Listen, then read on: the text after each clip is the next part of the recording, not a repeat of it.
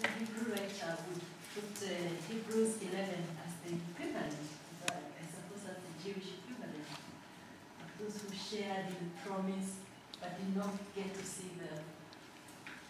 Yes, he does actually make that link, that in this sense,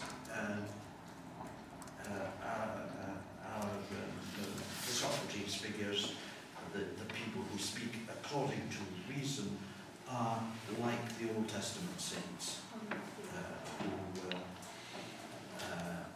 through whom God was speaking, but who did not know the Logos that we are able to meet in Christ.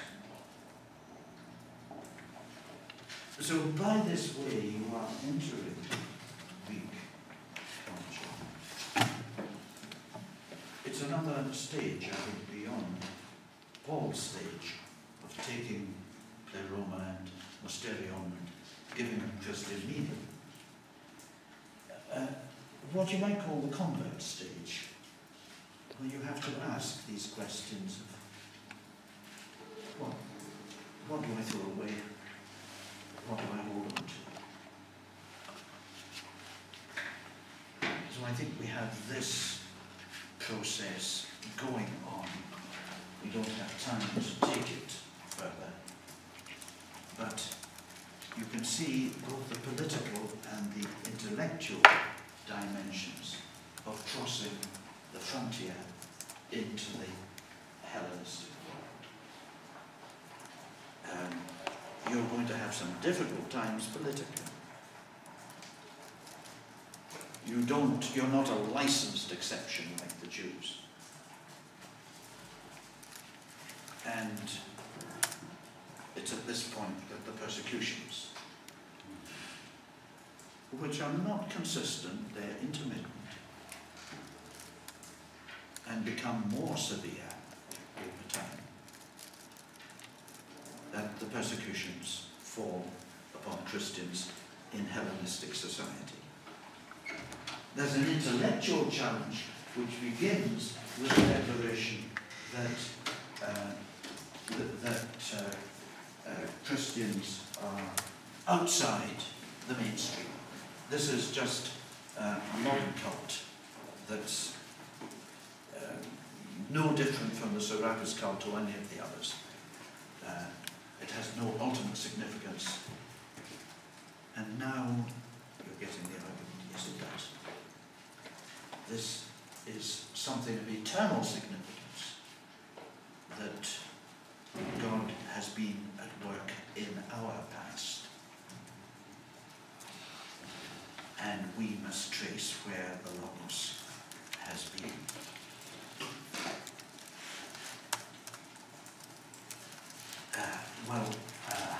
I know Christianity came out of Christendom, acquired a life of its own. And does this therefore mean that from what the history you have traced from the Bible, it also reveals to me that it's not only when it came out of Christendom, even from its origin, it had developed a life of its own, even as it crossed over to Antioch and all that. Now, to what extent can this life of its own be allowed to go on within cultures? To what extent? For example, when Christianity apprehends a culture, to what extent will it be allowed to acquire a life of its own and dissect the culture as it pleases? I have to say I don't immediately recognize the context that you refer to, and it would not be the first time I've been caught out that way, and wished I hadn't said something that I put into writing. Maybe try to, let me see if I can maybe simply, put my thoughts in, for example, when the Jewish church was moving out of Jerusalem, it sought to kind of regiment the way Christianity should be assimilated or adopted into other cultures. Now, but as you sought to show in one of your writings that Christianity acquired a life that is not controlled by a particular culture as it interacts with other cultures. Now, my question is to what extent can we, as we interact with Christianity as it crosses cultures, to what extent can Christianity be permitted to acquire a life of its own without restrictions or whatever? Well, that in a sense is our whole story now, isn't it? If we are right in the story that we've been looking at this morning, the early church did recognize, and at an early point, that the Jewish experience did not have to be recapitulated by the new converts. They were converts, they were not proselytes, they did not take on another culture in order to be Christians.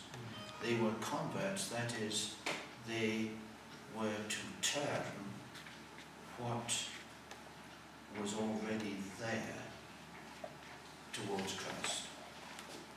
And it may be in that already there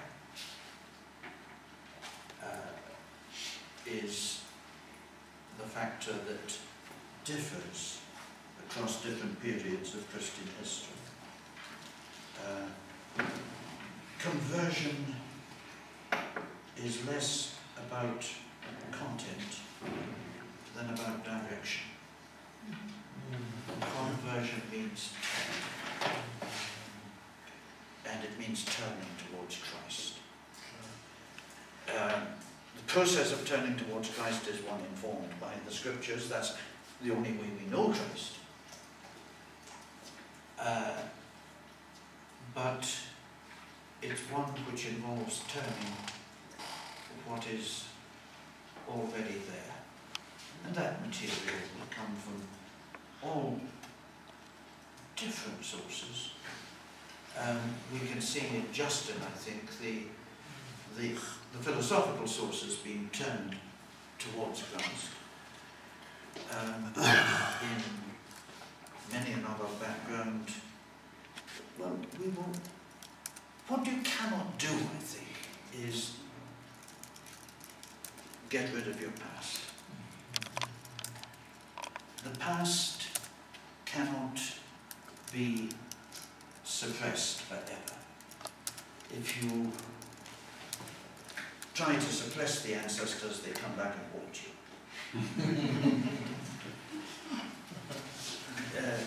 I mean, I think that is very much the way, the thing that happens. You can't repress the past. You can't leave the past the way it is, untouched by the hand of Christ. In other words, the past is like the present. It has to be converted. Turn towards Him. But doesn't our adopted past have priority? We have an adopted past. That's another important point. You mean the fact that Gentile Christians enter Israel, and those enter Israel, and Jesus is the culmination of that Israel. So anytime that we encounter Christ, we have to take into account all of His history too. Yes, we enter Israel, but we do not become Jews.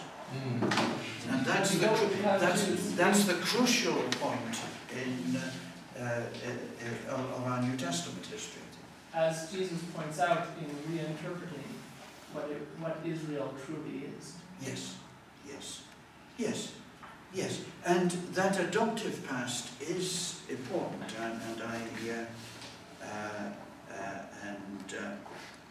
have not perhaps made enough of it this morning, that we, as Gentile Christians, as most of us I take it are, we take on the burden of several thousand years of somebody else's history. Because Abraham is our ancestor. Yes, the call of church history doesn't begin with Pentecost, it begins with the call of Abraham. But think of Hebrews. Think of Hebrews 11. And after we have this long account of all the heroes of faith, beginning with Abraham, we get the word, these all died in faith, not having received the promises, God having prepared some better thing, we think he's going to say, for them, and he says, for us, that without us, they should not be made perfect. Abraham is waiting for us before he gets his full reward. All the Christian generations belong together. All the generations of God, all the Israelite generations belong together. The story goes on and develops. Anyway. But how much of our past, sir, can we kind of, since conversion is a matter of direction, how much of our past can we redirect and carry all the baggages? All that you can convert. All that can be turned towards Christ. That seems to be what conversion means. And there are things that are lost in that, and it's bound to happen anyway. We're shaped by the past.